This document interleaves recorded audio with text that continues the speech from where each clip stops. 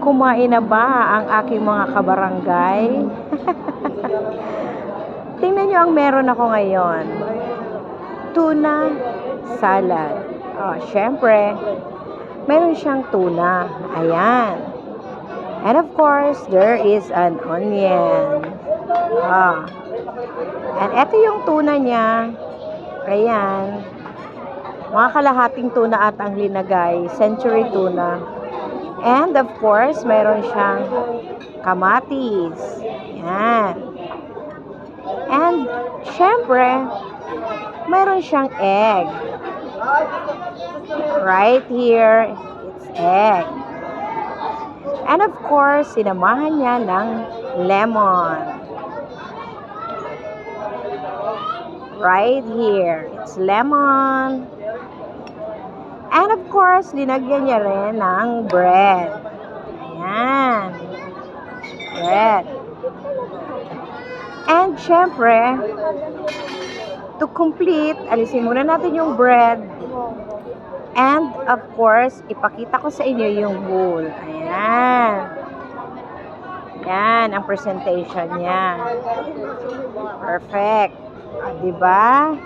Perfect presentation. And syempre, hindi mawawala yung lettuce. Kailangan may lettuce siya para maging siyang salad. Vegetable tuna salad. And syempre, alisin muna natin tong bread.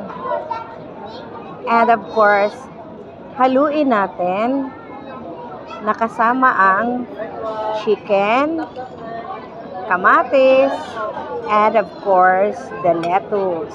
Ayan. And of course, syempre, hindi pwedeng hindi kasama yung tuna. Ayan. Diba?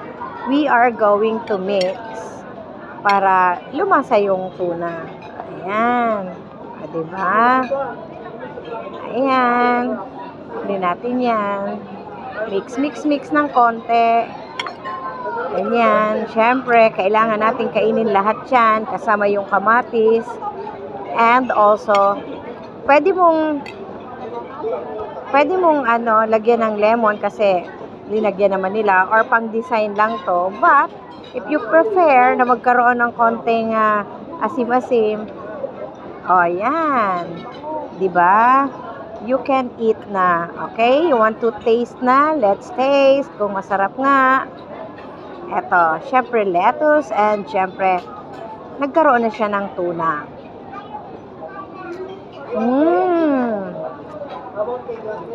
Perfect. Diba? Kasama yung egg. Ito pa.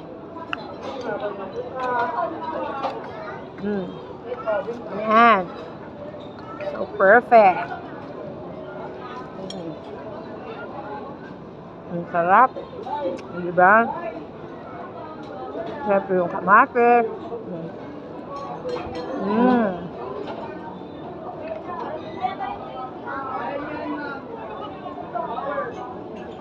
Ayan. So, tara mga mare. Kain na tayo. Pag nagustuhan nyo to, pagkain kong ito, i-share. Diba? Sarap, tara. Kain na tayo. Father bless.